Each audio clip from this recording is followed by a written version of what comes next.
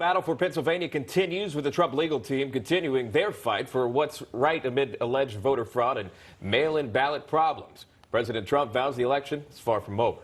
We'll show you this as well. The president tweeted yesterday about Pennsylvania and voter fraud. It says this, quote, "We should look at the votes. We're just beginning the tabulation stage. We should look at these allegations. We're seeing a number of affidavits that there has been voter fraud. We have a history in this country of election problems," end quote. Now, Twitter put a disclaimer on this tweet. It says this claim about election fraud is disputed at the very bottom there. All right, joining us now to weigh in on this is Pennsylvania Representative Guy Reschenthaler joining us live. Congressman, always good to see you. If we can, let's show his race really quick. I just want to say congratulations to you. I know that you won your race as well, defeating your opponent here, 65% of the vote there to the 35% of William Marks. I know you saw a lot of success. Congratulations to you on that.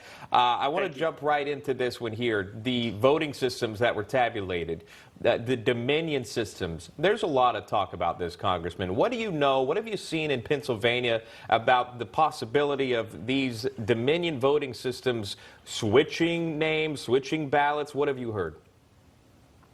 Sean, first off, thanks for having me on. Please, as always, just call me Guy. Sure. Let's look at Pennsylvania right off the bat. We know that there is voter fraud that occurred. Now, how much, that is a question that will be fought out in the courts. But statewide, you had our attorney general and our governor basically guarantee a Biden victory, saying when all the votes are counted, Biden will win. We also know that just in my district alone, ballots were sent into my district that were already pre-filled out, straight Democrat voting line.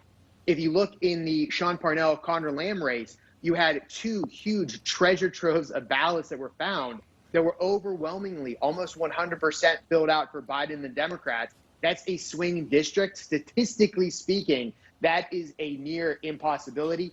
In Erie, going up north in the state, you have postal workers that claim that their superiors were backdating ballots that were coming in.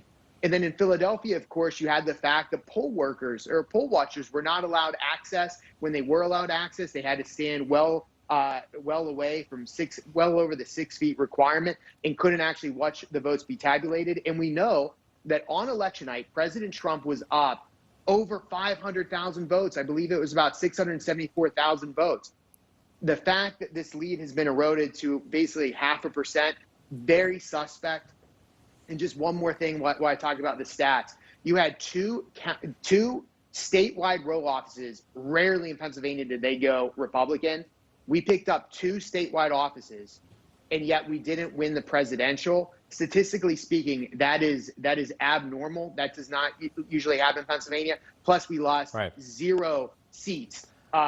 Congressional seats in Pennsylvania. The numbers just don't make sense. Yeah, the down ballot becoming a split ticket there, that is a big question, too. Another question really quickly with you. Pennsylvania's history of voter fraud. There's a lot of allegations about things that happen in Pennsylvania. Give our viewers just an idea of what you've seen, what you've heard.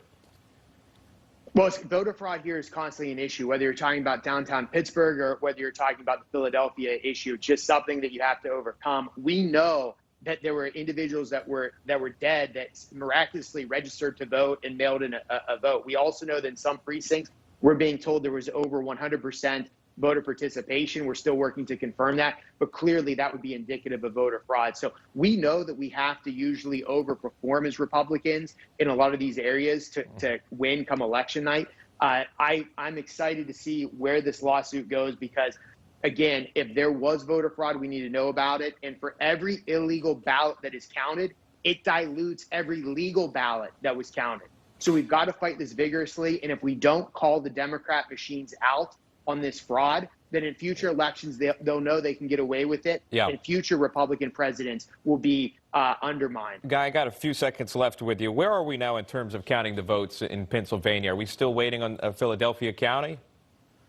I believe there's about 90,000 votes still in Philadelphia. In Western Pennsylvania and Westmoreland County, my district, last time we checked, there was about 40,000 votes. I'm not sure the exact number, but we're talking about a Biden lead by less than 0.5 percentage point.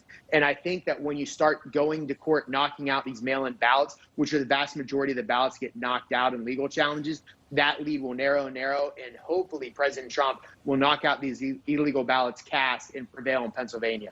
All right, we'll continue to monitor that. A lot of developments. Congressman Guy Reschenthaler, Republican Sean. from Pennsylvania. Guy, good to see you. Thank you.